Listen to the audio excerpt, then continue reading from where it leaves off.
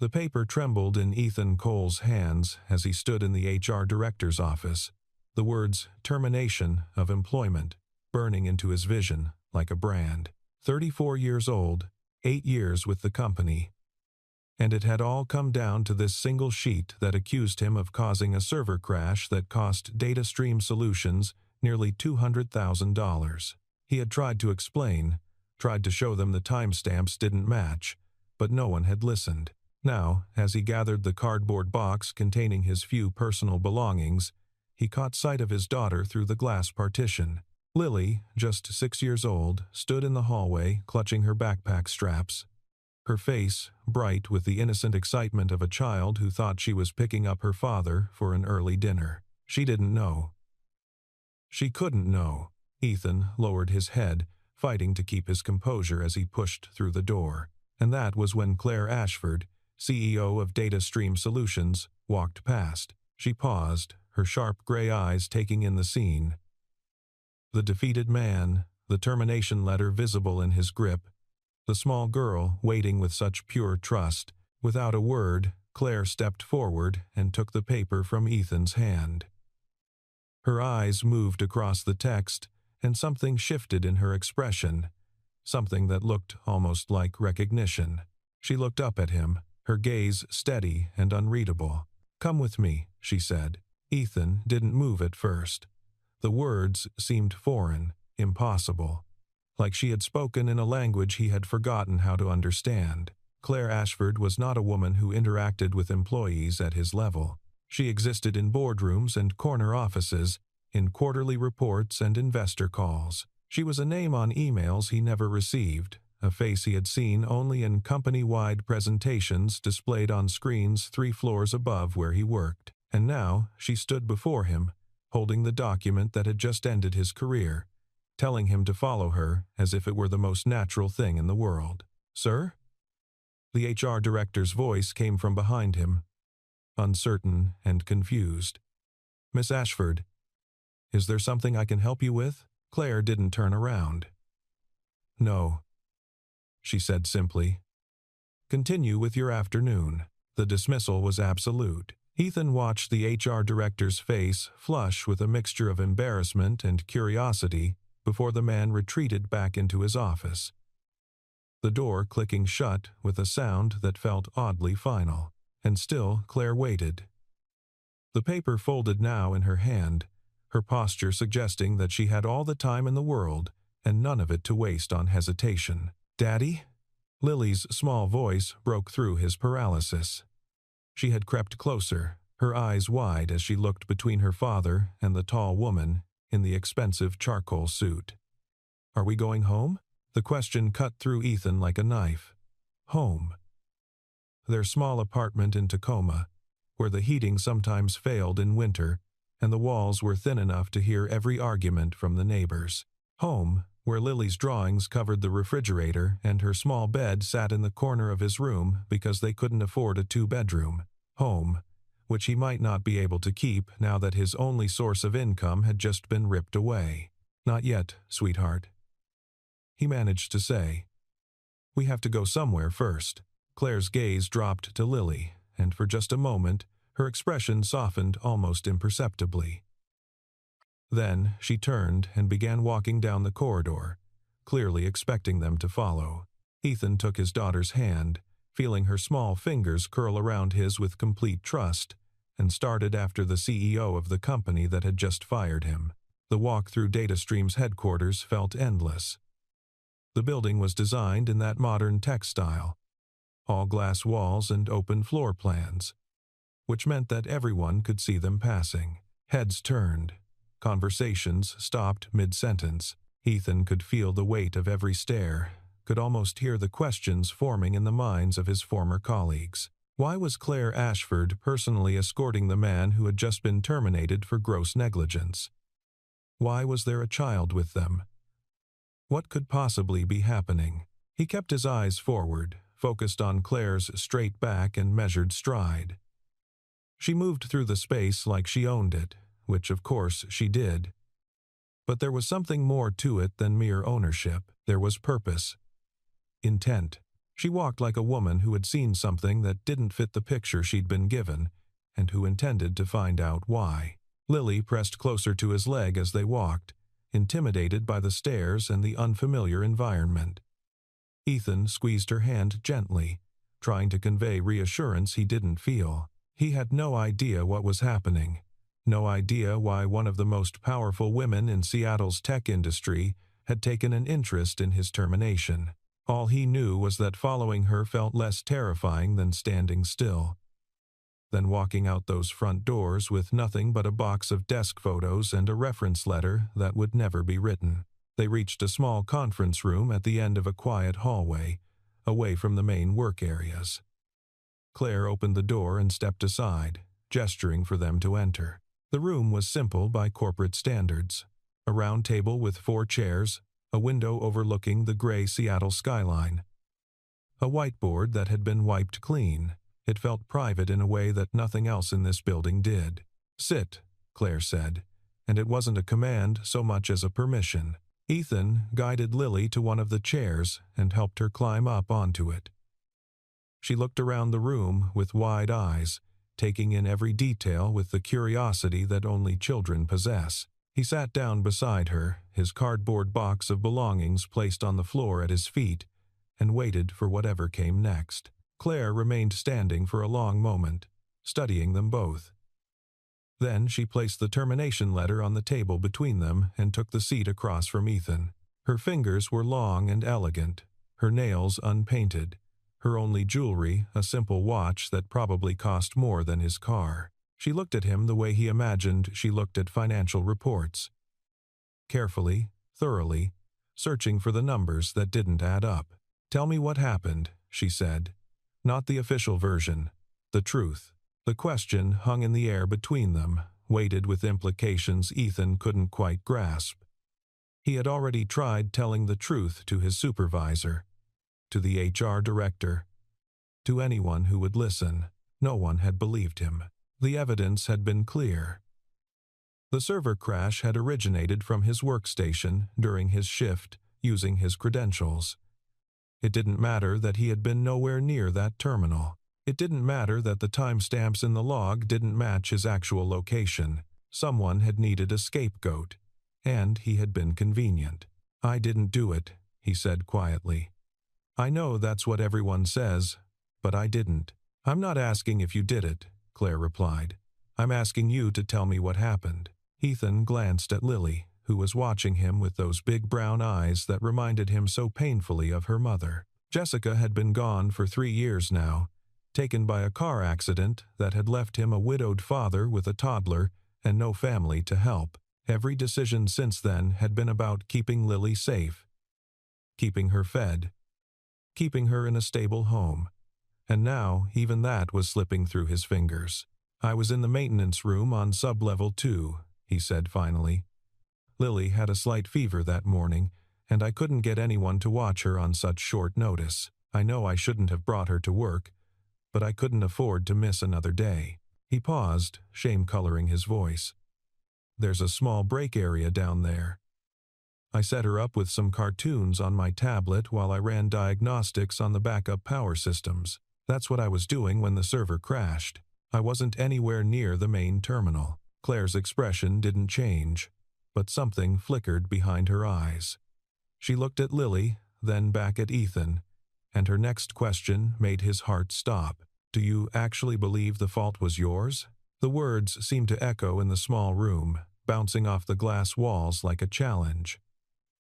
Ethan opened his mouth to respond, but nothing came out. Did he believe it? Part of him had started to wonder if he had somehow made a mistake, if there was some gap in his memory, some moment he had forgotten where he had accidentally triggered the cascade failure. Self-doubt had begun to creep in like poison, making him question his own recollection of that day. Lily reached over and took his hand, her small fingers wrapping around his with fierce protectiveness. She could sense his distress even if she didn't understand its source, and she responded the only way she knew how: by holding on. "No," Ethan said, and the word came out stronger than he expected. "No, I don't believe I did this.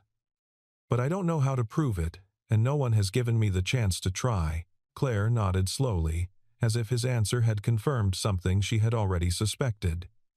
She rose from her chair without another word and walked to the door. "Stay here," she said. "Both of you.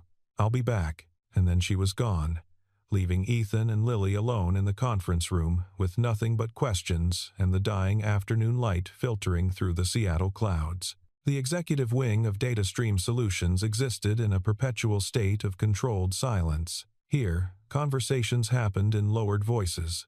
Decisions were made behind closed doors, and the air itself seemed to carry the weight of consequence. Claire Ashford moved through this environment like a native speaker of its unspoken language, her heels marking a precise rhythm against the polished floor as she headed toward her private office. Her assistant, Marcus, looked up as she approached. He was a young man of perhaps 28, efficient and discreet, with the kind of political instincts that made him invaluable in a company full of competing agendas. "Miss Ashford, your 3 o'clock with the Henderson Group has been confirmed, and legal wants to discuss the pending acquisition before end of day." "Push Henderson to tomorrow," Claire said, not breaking stride. "And tell legal I'll call them this evening. Is everything all right?" She paused at her office door, considering the question. "Pull the internal investigation file on the server incident from 3 weeks ago, the one that resulted in Cole's termination. I want the original system logs, security footage from all relevant areas, and the maintenance schedule for that entire week. Have it on my desk in 20 minutes. Marcus was too professional to show surprise, but she caught the slight widening of his eyes before he controlled it. "Of course. Anything else? Find out who approved the expedited termination. And don't let anyone know you're asking." She entered her office and closed the door behind her, allowing herself a moment of stillness in the sanctuary of her private space. The room was designed to project authority without ostentation. Clean lines, muted colors, a spectacular view of Elliott Bay that she rarely had time to appreciate. On her desk sat a framed photograph, the only personal item visible, showing a woman with silver hair and Claire's same gray eyes. Her mother, taken 3 months before the cancer had claimed her. Claire moved to her computer and began pulling up records herself, not willing to wait for Marcus. Something about this situation had triggered an instinct honed by 15 years in corporate leadership. An instinct that had saved her company from bad deals, bad hires, and worse scandals. The instinct was telling her now that the official story of Ethan Cole's negligence was incomplete at best, fabricated at worst. The termination report was straightforward on its surface. Server crash at 14:32 on a Tuesday afternoon. Catastrophic data loss affecting 3 major client accounts. Origin traced to Workstation 7 in the primary server room. Login credentials. E. Cole. Recommendation: immediate termination for cause. No severance, no appeal. But Claire hadn't built a tech company from a garage startup to a $200 million enterprise by accepting surface explanations. She pulled up the raw system logs, the ones that existed before they were compiled into the neat summary that had crossed her desk for approval. And there, buried in the timestamps, she found the first anomaly. The crash had been initiated at 14:32 and 18 seconds. But Ethan Cole's badge had scanned at the sub-level 2 maintenance area at 14:31, where it had remained for another 47 minutes before scanning again at the elevator.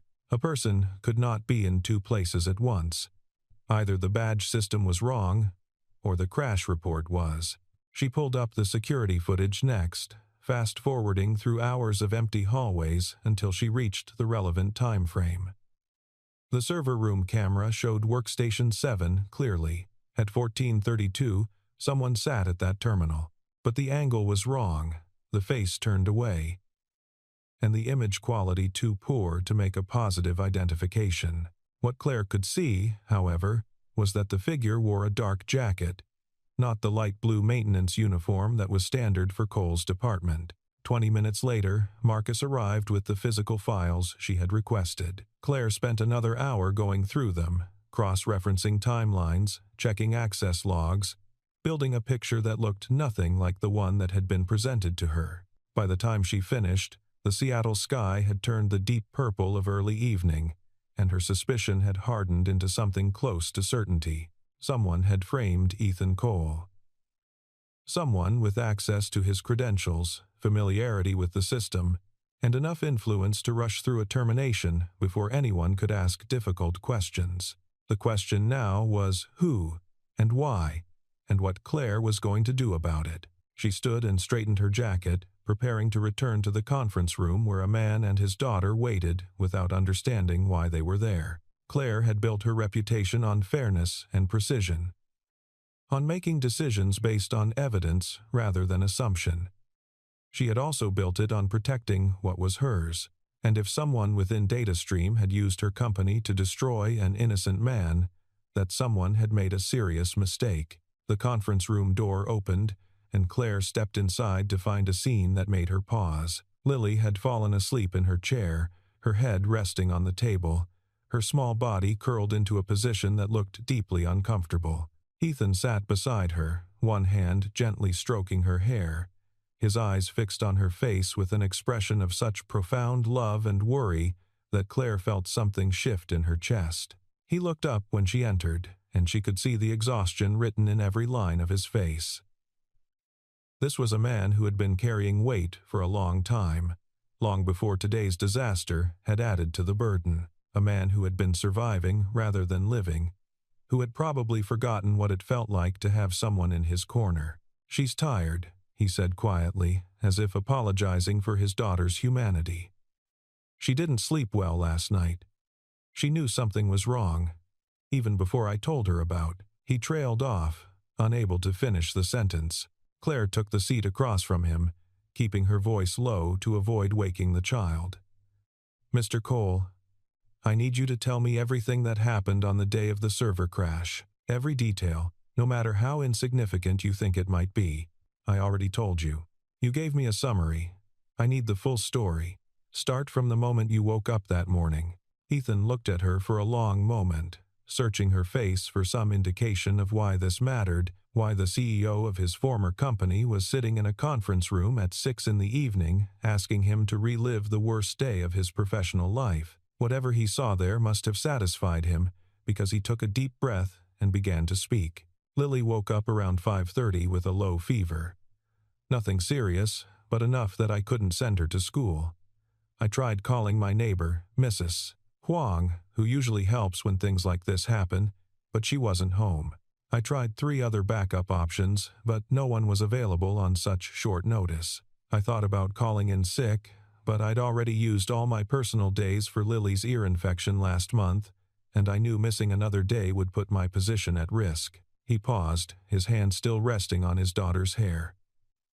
So, I made a decision. A bad one, probably, but the only one I could think of at the time. I brought her to work with me. I figured I could set her up in the sub-level maintenance area, which is usually empty, and check on her between tasks.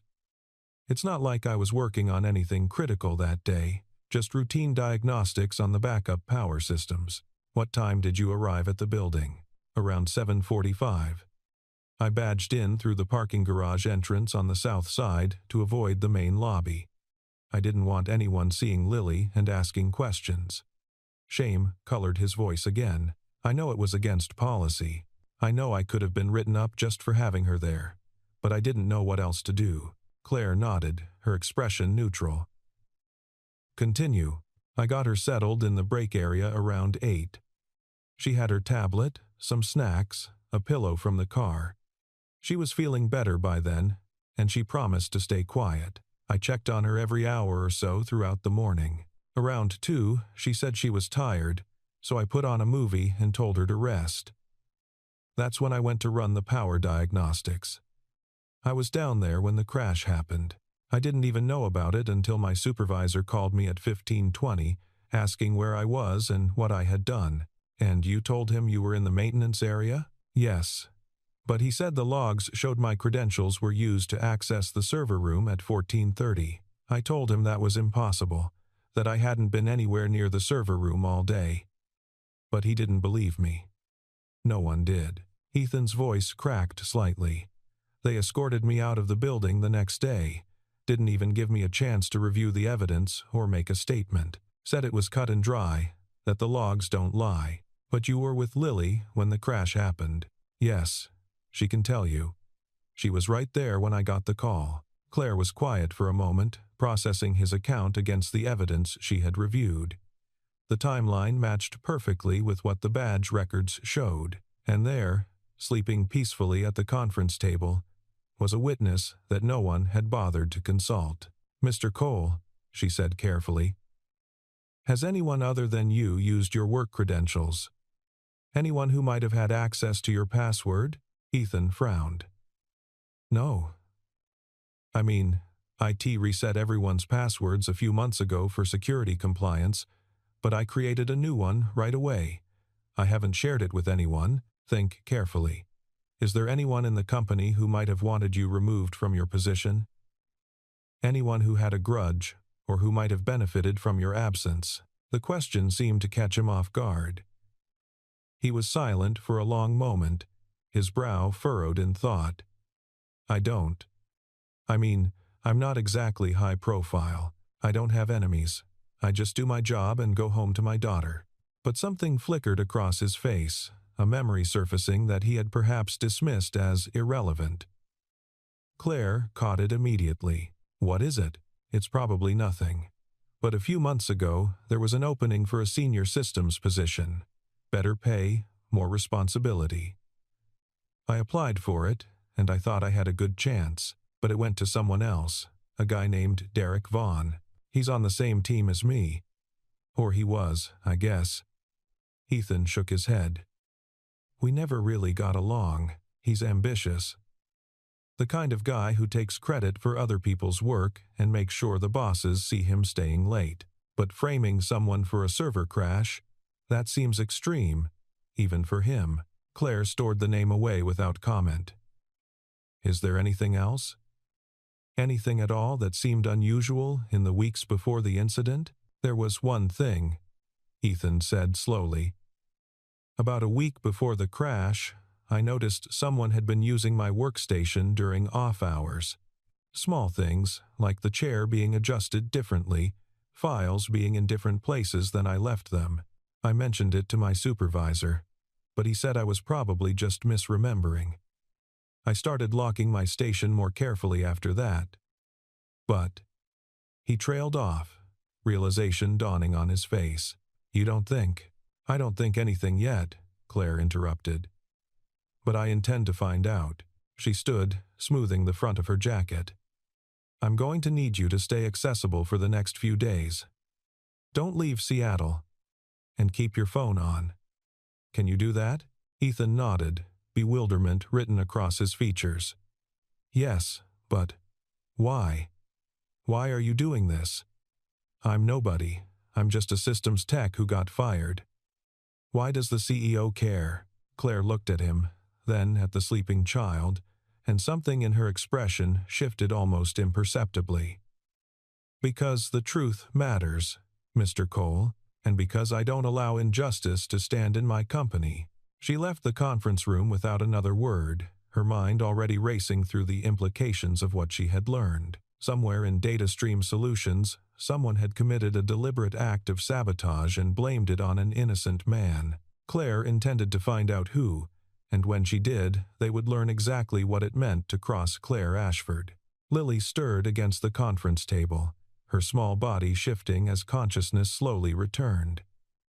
Ethan watched her wake, feeling a mixture of love and guilt that had become familiar over the past 3 years. She was too young to carry the weight of his failures, too innocent to understand why her father kept losing the battles that mattered, and yet here she was, sleeping in a corporate conference room because he hadn't been able to protect their life from falling apart. Daddy? Her voice was thick with sleep, her eyes blinking against the fluorescent lights. Where are we? Still at Daddy's work, sweetheart. But we're going to leave soon. She sat up slowly, looking around the unfamiliar room with the caution of a child who had learned not to trust new environments. Her gaze landed on the door through which Claire had disappeared. Who was that lady? Her name is Miss Ashford. She's very important here. Is she nice? The question was so simple, so direct, and Ethan found he didn't know how to answer it. Was Claire Ashford nice? He had no idea.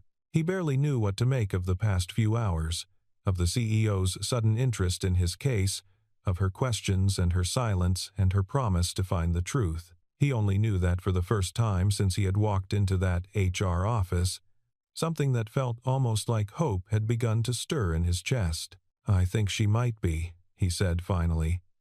I think she might be trying to help us. Because you didn't do the bad thing? Ethan's throat tightened. How do you know about that, Lily?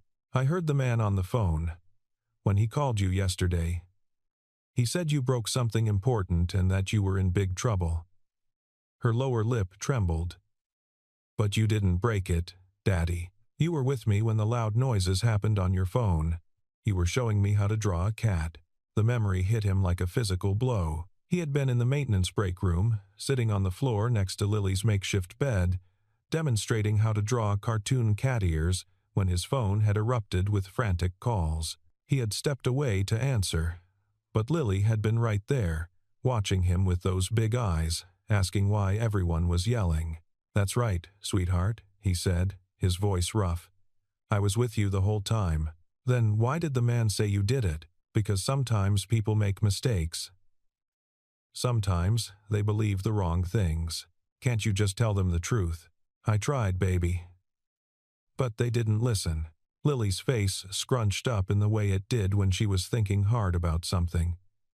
Maybe the lady will listen. She has nice eyes. Ethan pulled her into a hug, burying his face in her hair to hide the tears that threatened to spill. His 6-year-old daughter, with her innocent faith and her simple logic, had more confidence in Claire Ashford than he did. And maybe, just maybe, she was right, too. The door opened, and Claire stepped back into the room. Her expression was different now, more focused, more intense. She held a tablet in her hand and moved with the purpose of someone who had confirmed a suspicion. Mr. Cole, I need you to tell me exactly where you were at 1432 on the day of the incident. The exact location, the exact activity. Ethan straightened, keeping one arm around Lily. I told you.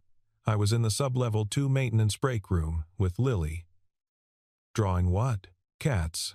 Lily wanted to learn how to draw cats. Claire's gaze shifted to the little girl.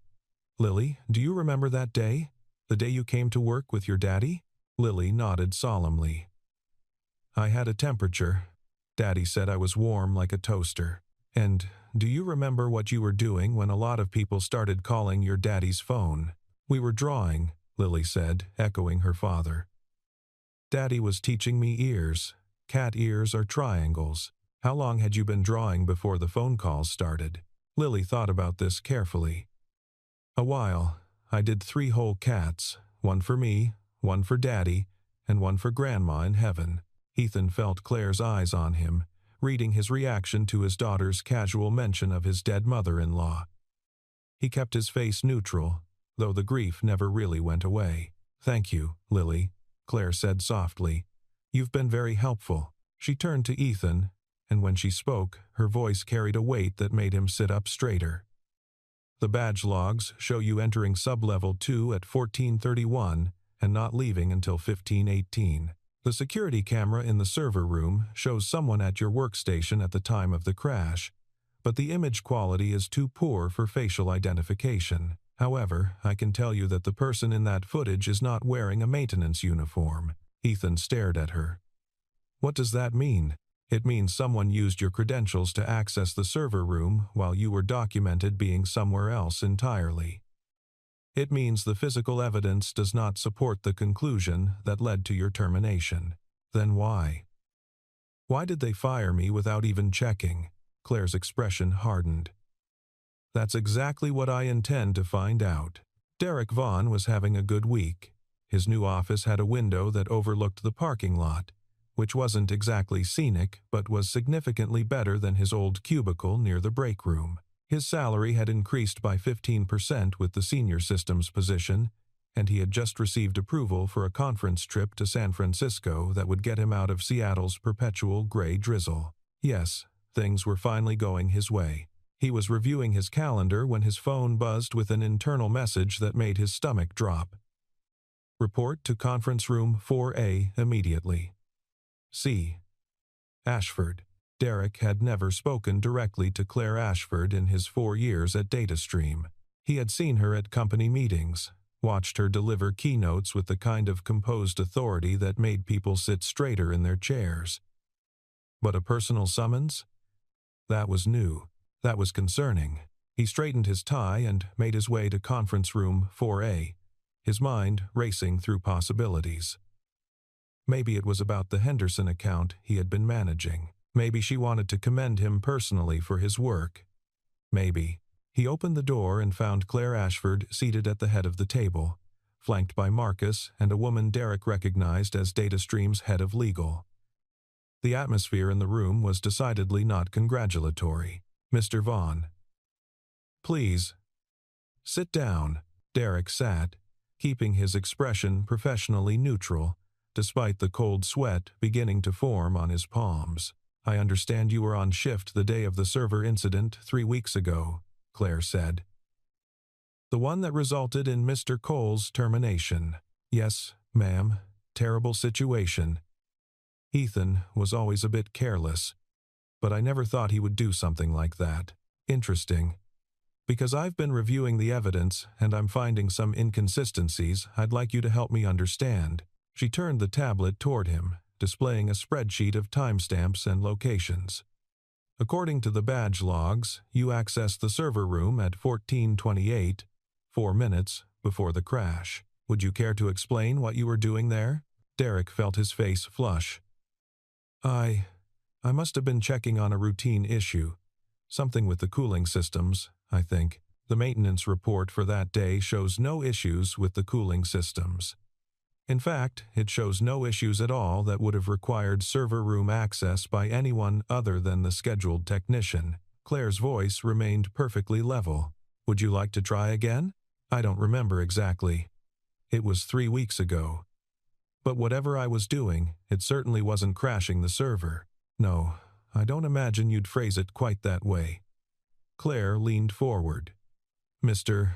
Vaughn, I'm going to ask you a very direct question, and I would encourage you to think carefully before answering. Did you use Ethan Cole's credentials to access the primary server on the day of the incident? What? No. Absolutely not. That's ridiculous. Then you won't mind explaining why IT security has traced unauthorized access to Mr. Cole's password from your personal laptop 3 days before the crash. The color drained from Derek's face. His mouth opened and closed several times before any words emerged. There must be some mistake. The IT team must have made an error. Our IT team doesn't make errors of that nature, Mr. Vaughn. And even if they did, it wouldn't explain the security footage showing someone in a dark jacket at Workstation 7 at the time of the crash. A dark jacket identical to the one hanging on your office coat rack right now. Derek's composure finally cracked. His carefully constructed facade of professional confidence crumbled, revealing something ugly underneath. Desperation and fear. You don't understand, he said, his voice rising. I deserved that promotion. I've been here longer than Cole. I've worked harder, but everyone kept talking about how reliable he was, how thorough. He was going to get it. I could see it happening. So I just wanted to level the playing field a little. I didn't think anyone would actually get hurt. It was supposed to be a minor incident, something that would make him look careless. But the crash was bigger than I expected, and by the time I realized what had happened, it was too late to take it back. The legal director was already typing rapidly on her laptop, documenting every word. Marcus stood by the door, his expression carefully blank in the way of people who had just witnessed something they would never forget. Claire rose from her seat, and when she spoke, her voice carried the kind of cold fury that made everyone in the room instinctively lean back. You deliberately sabotaged company systems. You framed an innocent man. You cost him his job, his reputation, and nearly his ability to provide for his daughter. And you did all of this because you were jealous of a promotion. I can explain. You just did. Claire turned to the legal director. Contact building security. Mr. Vaughn is not to leave this room until the police arrive. I want a full accounting of his activities over the past 6 months, and I want to know if there are any other incidents he might be connected to. She moved toward the door, then paused, looking back at Derek with an expression that made him shrink in his chair. You thought no one would notice. You thought an innocent man would pay for your ambition. But I notice everything, Mr. Vaughn. Everything. She walked out without another word, leaving Derek to contemplate the ruins of his career and, quite possibly, his freedom. The news spread through DataStream like wildfire. By the next morning, everyone knew that Derek Vaughn had been escorted out by security, that Ethan Cole had been wrongfully terminated, and that Claire Ashford herself had uncovered the truth. The company's internal communication channels buzzed with speculation and shock, with people who had readily accepted Ethan's guilt now expressing outrage at the injustice. Ethan received the call at 7 in the morning, while he was making Lily's breakfast in their small kitchen. The voice on the other end was Marcus, Claire's assistant, asking if he could come to the office at his earliest convenience. Miss Ashford would like to speak with you personally, Marcus said. If you need arrangements for your daughter, we can provide childcare services at the building. An hour later, Ethan found himself back at DataStream, walking through the same hallways he had been escorted out of in disgrace just days before. This time, people looked at him differently. Some nodded with something like respect. Others avoided his gaze entirely, perhaps ashamed of their own quick judgment. Claire met him in her office, not the conference room. The space was exactly as imposing as he had imagined, but she seemed somehow smaller within it, more human. She stood by the window, looking out at the bay, and turned when he entered. Mr. Cole, thank you for coming. You found out the truth, he said. It wasn't a question. Derek Vaughn has been terminated and is facing criminal charges for unauthorized computer access and fraud. The company will be cooperating fully with the investigation. She paused. I owe you an apology. You didn't do anything wrong. I allowed an innocent man to be wrongfully terminated under my watch. The fact that others were directly responsible doesn't absolve me of my failure to ensure proper oversight. She met his eyes. Your termination has been rescinded. Your record has been cleared. And if you're willing, I'd like to offer you a new position. Ethan blinked. A new position? Senior Systems Analyst. It's the role that should have been yours in the first place.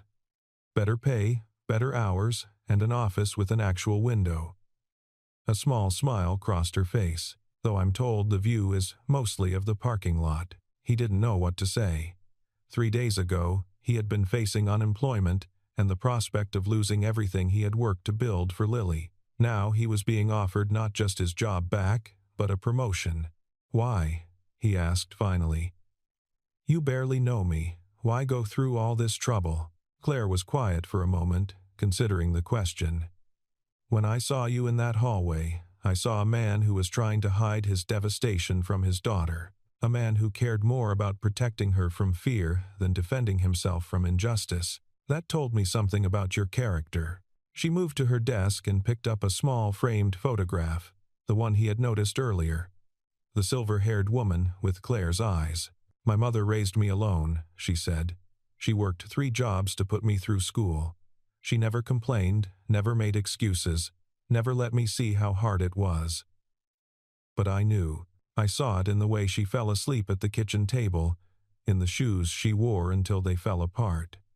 I promised myself that if I ever had the power to help someone in her situation, I would. I haven't always kept that promise as well as I should have, but I'm trying. She set the photograph down. The truth matters, Mr. Cole. And so do the people who fight to protect those they love. You're one of those people.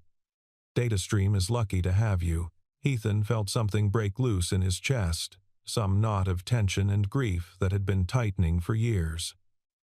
I don't know how to thank you. Take the job. Do good work. Raise your daughter. Claire extended her hand. That will be thanks enough. He shook it, feeling the firmness of her grip, the steadiness of her gaze. And for the first time in longer than he could remember, Ethan Cole allowed himself to believe that things might actually be okay. In the lobby, Lily sat in a comfortable chair in the childcare area, working intently on a drawing. When she saw her father approaching, she leaped up and ran to him, throwing her arms around his waist. "Daddy, look what I made."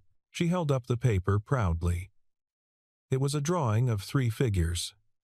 A tall man with brown hair, a small girl with pigtails, and a woman in a gray suit. They were all holding hands, standing under a yellow sun. "That's you, and that's me, and that's the nice lady," Lily explained.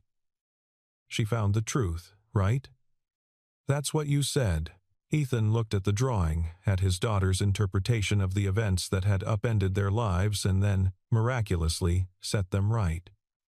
"Yeah, sweetheart." She found the truth. "Can we show her?" He hesitated, thinking of Claire's schedule, her responsibilities, the 100 important things that surely demanded her attention. But before he could answer, a voice came from behind him. "Show me what?" Claire stood there, having apparently been on her way out when she noticed them. Lily thrust the drawing toward her without hesitation. "I made this for you, because you helped my daddy." Claire took the paper, and Ethan watched something extraordinary happen. The composed, powerful CEO of DataStream Solutions, the woman who had just orchestrated the exposure and arrest of a corporate saboteur, looked at a child's crayon drawing and smiled. Not the professional smile she wore in meetings, but something genuine and unguarded. "This is beautiful, Lily," she said.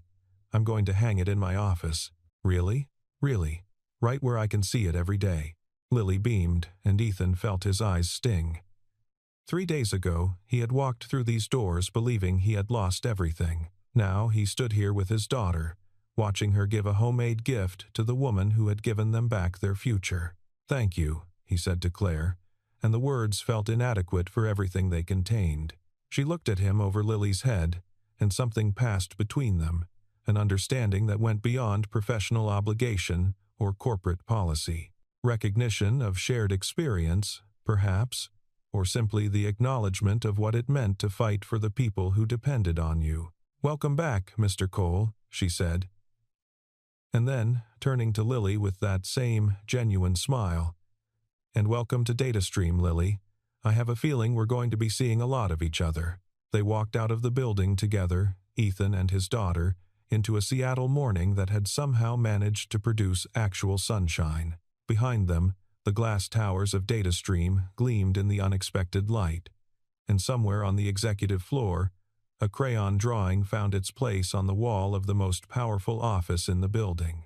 It wasn't the ending Ethan had expected when he had stood in that HR office, clutching a termination letter and trying not to fall apart in front of his child. But perhaps that was the nature of truth. It had a way of surfacing when you least expected it. Carried on the determination of those who refused to let injustice stand. And sometimes, if you were very lucky, it came in the form of a woman who saw a piece of paper and decided to look deeper.